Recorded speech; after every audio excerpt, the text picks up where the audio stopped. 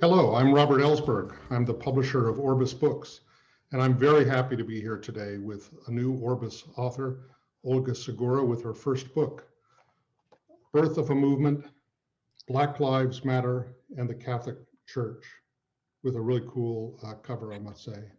Olga was formerly an associate editor at America Media, and now she's an opinion editor at the National Catholic Reporter.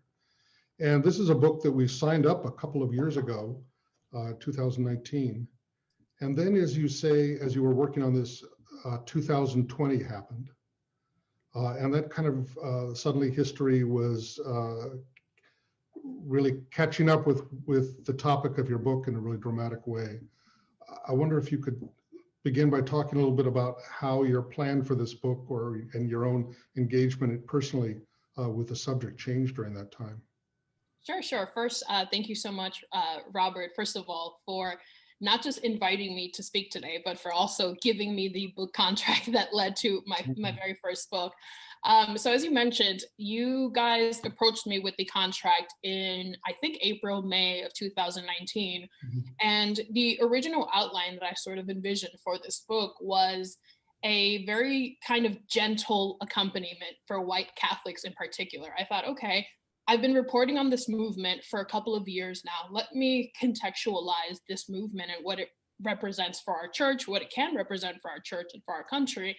And I really wanted to just get white Catholics in particular comfortable with the rhetoric of this movement and the lessons that I thought the movement could offer for Catholics and just citizens in America more broadly. And I began working on the book in January of 2020. So I was in research mode, the usual reading articles, doing some interviews, reading some other books, etc. And then I wanted to start writing the book in May, and I started writing it when 2020 entered. I thought, okay, I'm going to research for 3 months, then I'm going to start writing this book, and I'm going to deliver it on time to Paul, my editor at Orbis, and everything's going to work out really wonderfully, and it's going to be this really cool New York hip experience for a first-time author. And then Breonna Taylor was murdered, Ahmaud Arbery was murdered, George Floyd was murdered in May of 2020. And all of this was happening as a global pandemic was devastating my community, devastating New York, the United States, and the world more broadly. But New York City in particular was very, very hard, was hit very, very hard in those first few months. So I was attempting to grapple with what it means to have a history of complicity in the church, trying to grapple with this movement and understand and contextualize it for Catholics, while also living in the very real systemic violence that happens to communities of color every day. So I was seeing every week we had a friend of a friend who died, or we had the mother or father of a friend who died. People around us were getting sick. My father got sick. My partner's father got sick. So this book went from being a gentle wake-up call to Catholic for Catholics, white Catholics in particular, and it became this very urgent sort of existential, for lack of a better word, experience that I wanted to convey for the rest of the church, because I wanted people to understand the trauma that we carry with us every day, right? The fear of dying, not just in a global pandemic, but also at the hands of armed police officers or armed white vigilantes. That's something that we live with every day, and trying to grapple with all of that in the middle of everything that was happening in this country and world made it so that this couldn't be just a gentle wake-up call. It needed to be something that really challenged white Catholics in particular to wake up and to know that people are dying. And until we destroy systems in which people are dying, we will never be a liberated church. And so that was the shift that happened for me. Well, it's interesting because we associate the hashtag Black Lives Matter with incidents of police violence and particular names of victims. And in this case, in 2020 in particular, the name George Floyd kind of took center stage. But it really is about something a lot bigger than just police violence, as you're suggesting. Could you talk a little bit about that kind of bigger picture?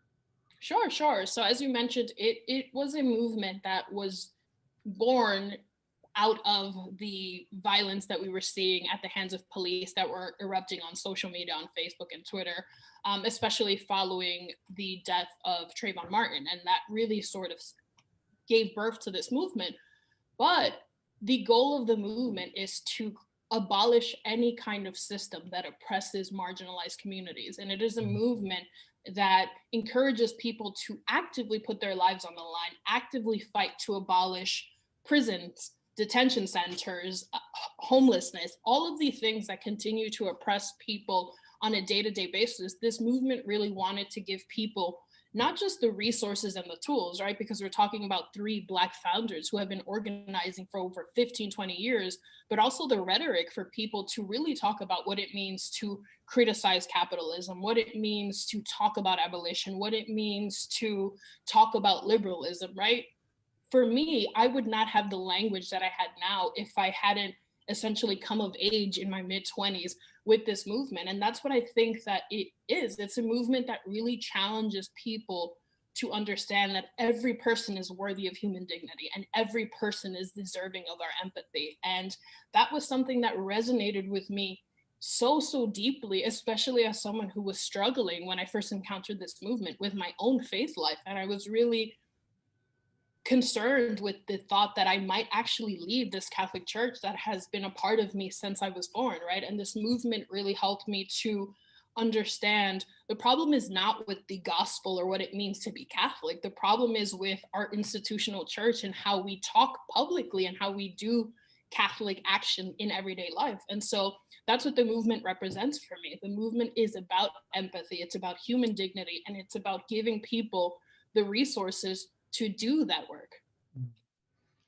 Well, a lot of white Catholics, I would probably say, were anxious about the term Black Lives Matter. I think that it was slow for, I mean, I think a lot of Catholic bishops were anxious about it. Aren't we supposed to care about all lives? Do you think that this last year you've seen some change in that, and that it's kind of sinking in what this movement stands for and what the expression Black Lives Matter means? Oh, absolutely. I think in 2020, it was the first time that we saw almost everyone in Catholic or religious media really using the term and really saying like, no, this is a movement that we have to take seriously, and here's why. And it was also the year where we saw bishops, priests, sisters, other faith leaders who were actively saying, no, you know what? Black lives do matter. And here's why I believe in that. And it was really consoling to see that, because for years, right, this movement was born in 2013, and it took almost 7 years for people to come around. But 2020 really, like I mentioned earlier, the pandemic, police brutality, especially seeing videos of mothers, grandmothers who showed up at these marches, white mothers and white grandmothers who were getting assaulted by police officers. I think it was the wake-up call that a lot of white Catholics needed. And I was really, really grateful to see that. But I think also on the other hand, 2020 also made this topic even more divisive in our church, because we saw a lot of people who were like, hey, I get it now. This movement, here's how, as Catholics, we have to get involved in this movement, and let's forget about semantics and let's actually just work to abolish systems of oppression. But then on the other hand, we also had people who really sort of doubled down in their, for lack of a better word, extremely racist rhetoric in their criticisms of this movement. Well, it's one thing for Catholics to say, okay, I get it. Yes, there's racism in society. We need to address that.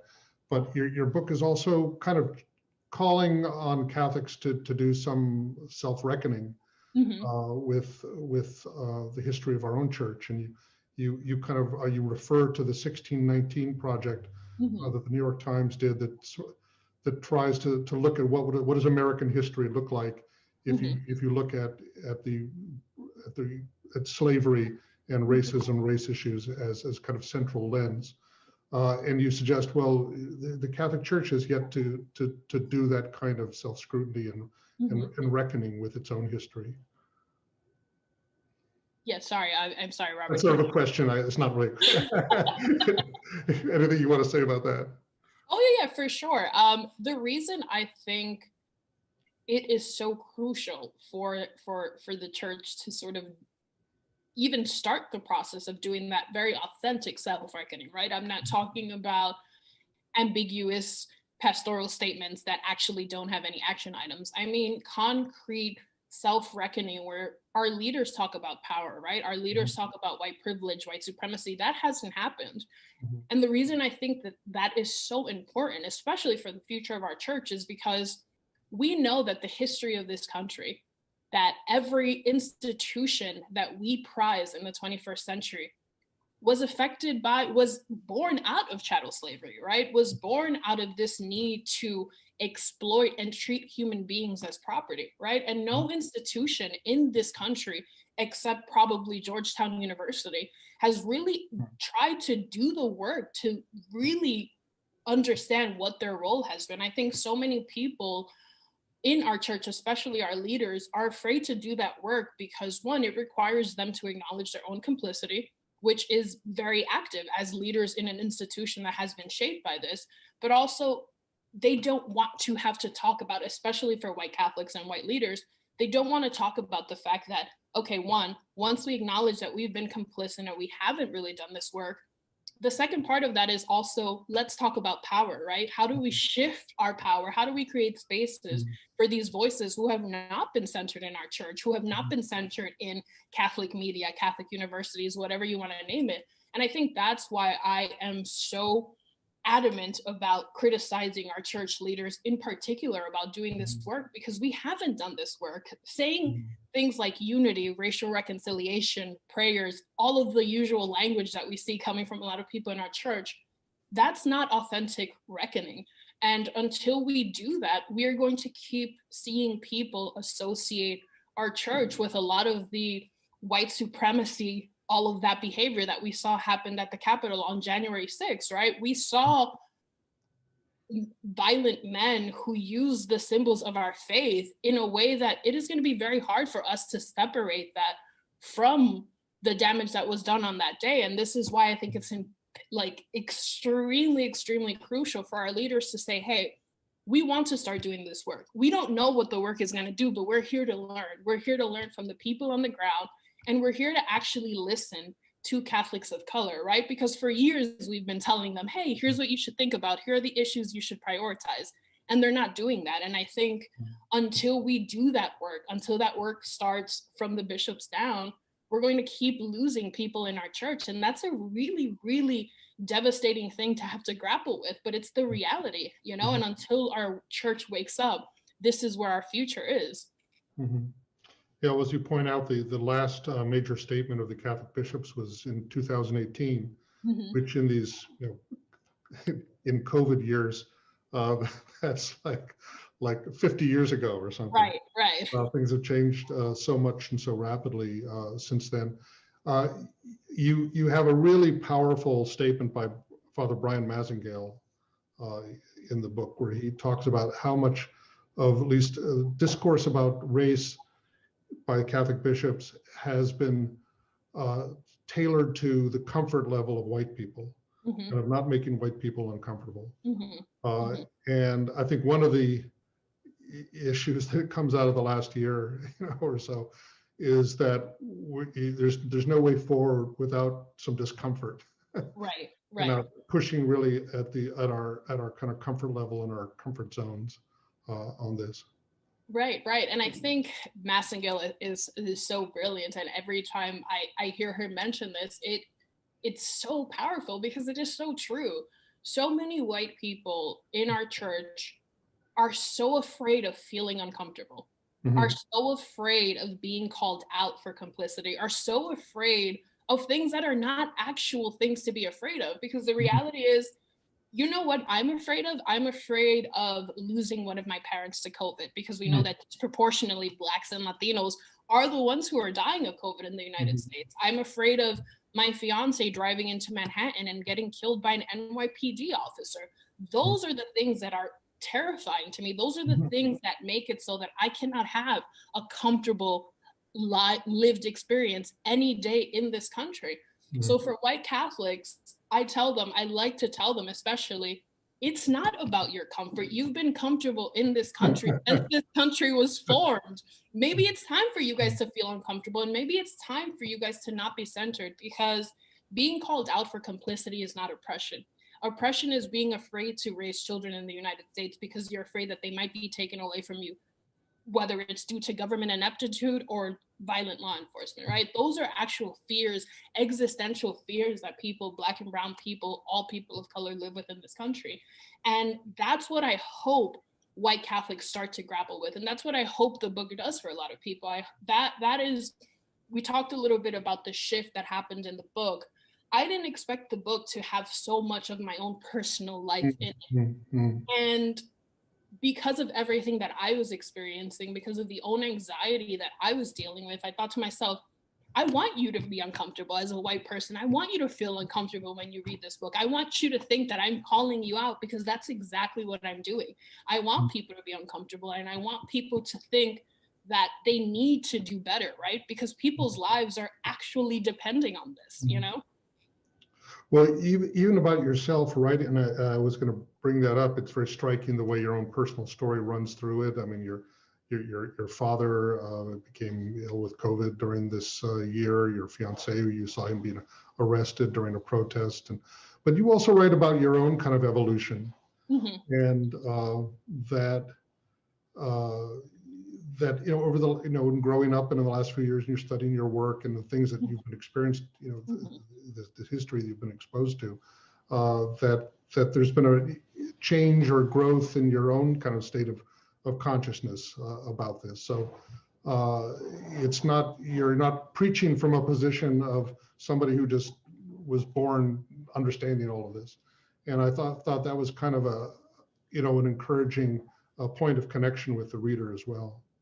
Yeah, I think and that's ultimately what I want. I want readers to sit with the history and the context of our church and the church's complicity in white supremacy and the history of everything in this country that I included in this book. But the personal stuff, I really wanted also to hammer home that it is okay to not have all the answers. It is okay to not feel comfortable with the rhetoric of this movement. It is okay to have to sit with a lot of these topics and to really think about them, because that's what I had to do, right? When I first started reporting on this movement in 2014, 2015, honestly, like you said, in the pandemic, everything seems like years and years ago. But when I first started reporting on this movement, I would have never criticized capitalism. I would have never thought that that would have been a part of my identity as a Catholic in 2021. But again, I sat with the work of Patrisse Cullors, Opal Tometi, Alicia Garza. I sat with the work of other really Black radical thinkers who helped me realize, wait a minute, I have been living a very privileged political life. And this is just sort of in my own mind, the way that I was thinking about politics, the way that I was thinking about what it means to be Christian in this country and in the world was very, very limited. And that's a very scary thing, right? It's a very scary thing to be in your mid-20s and realize, oh, there's so much that I don't know. And that is, and I will say that is terrifying, but it's also extremely refreshing to know that you can learn from the work of other people. People can teach you to incorporate anti-capitalist rhetoric or abolitionist rhetoric into your faith. And that's what I wanted to include, the personal stuff, because even like we've been talking about, from the time that I signed the contract to when I sent the full manuscript to Paul, I had changed so much. And that was only a year or so. And that's what I want people to understand. No matter where you are in your own advocacy work, you are welcome in this. You're welcome to do the work. And it's okay to feel challenged. It's okay to be afraid, because that's a part of liberation, right? We're all working toward a more liberated church and country. And it's uncomfortable and it's going to be terrifying, but we're doing this because we believe in a higher power, right? We believe in a better church. Brian Mastingale's one of the many interviews that I've had with him, his sentence is, my goal is to help the church catch up to God, right? And this is what we're doing. We're just helping each other become the church and community that God really wants us to be, right? That the gospel really wants us to be. And so I hope that all the personal narrative in the book really helps people be okay with saying, I don't know what I'm doing, but I want to get involved and I want to learn. And here's how I can learn, right? Mhm.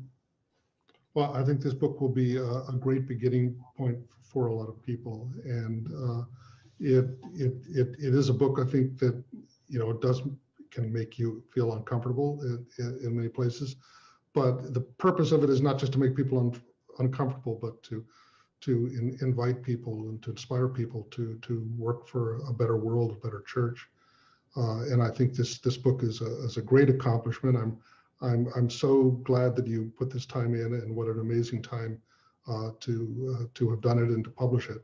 So I want to thank again Olga Segura, and heartily urge all of you to read this book, Birth of a Movement, Black Lives Matter in the Catholic Church. So thank you very much, Olga. Thanks, Robert. Thanks so much.